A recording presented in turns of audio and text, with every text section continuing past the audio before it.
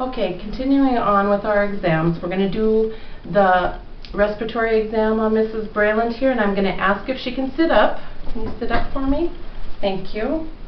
And what I'm going to be listening is I'm going to be listening for the 9 areas on the back, and it's going to start up, and I'm going to listen with the diaphragm end, and it's going to be on the bare skin, and I'm going to listen from one side to the next side.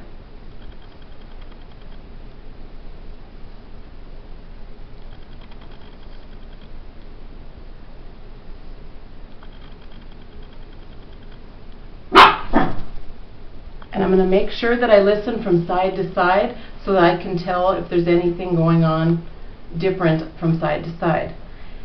Then I'm going to ask her to lay down again. There you go, thank you. And I'm going to also now come and listen on the front. And I'm going to use the diaphragm end again on the bare skin. And you start right above, kind of right above the clavicle. There's 5 areas in the front.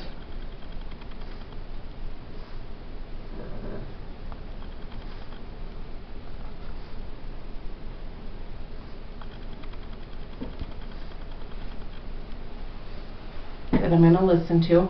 What I'm going to be listening for are things such as like stridor sounds, which is kind of like a croupy cough sound. It's kind of an obstruction in the upper airway. I'm going to be listening for crackles and wheezes because she has asthma, but she didn't have any, so this was a good exam for her.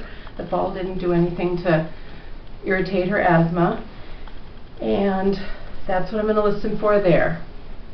Then I'm going to come and I'm going to do the abdominal exam. Do you mind if I pull this down? That's fine. Okay. We're going to do the abdominal exam. And what I'm going to be doing here is I'm going to be listening. I'm going to be watching too. I'm going to look and make sure that, you know, when she's breathing, and then now with the abdominal exam, that both sides are moving equally. And make sure that everything looks symmetric and that there's not any masses or hardness or anything like that. So then I'm going to be coming and I'm going to listen. There's 4 quadrants. There's the left upper quadrant, right upper quadrant, left lower quadrant, and right lower quadrant. And I'm going to go ahead and listen to each one of these areas. I'm going to be listening for different vowel sounds. They're kind of a wave-like contraction that happens. Mostly you're going to hear a lot of them after eating. Not as much quite a while after they've eaten, but you want to listen and see if you can hear anything. If there's a lot of them, it's going to be hyperactive. If there's some but not that many, it's going to be hypoactive. And if you don't hear any at all, you record absent vowel sounds. The next thing is that I'm going to go through now, after I've gotten done listening, and I'm gonna palpate. And I'm gonna palpate in each area, and I'm gonna watch the patient to see that there's no pain signs on her face. And I'm gonna palpate each area, and I don't feel any hardness or anything. It all feels good. There's nothing going on here.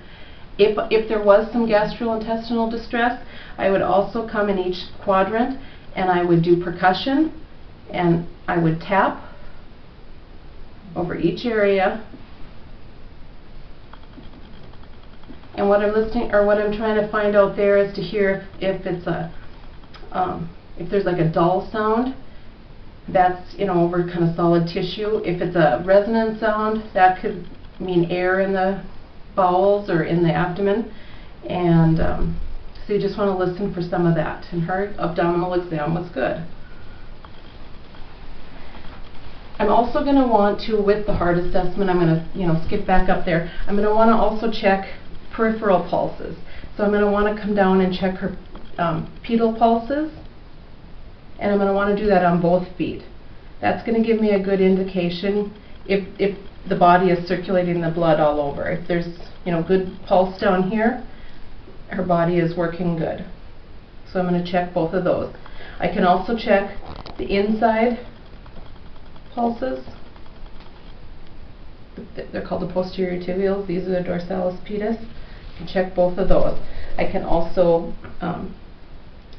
pinch on her skin for capillary refill and watch for the filling.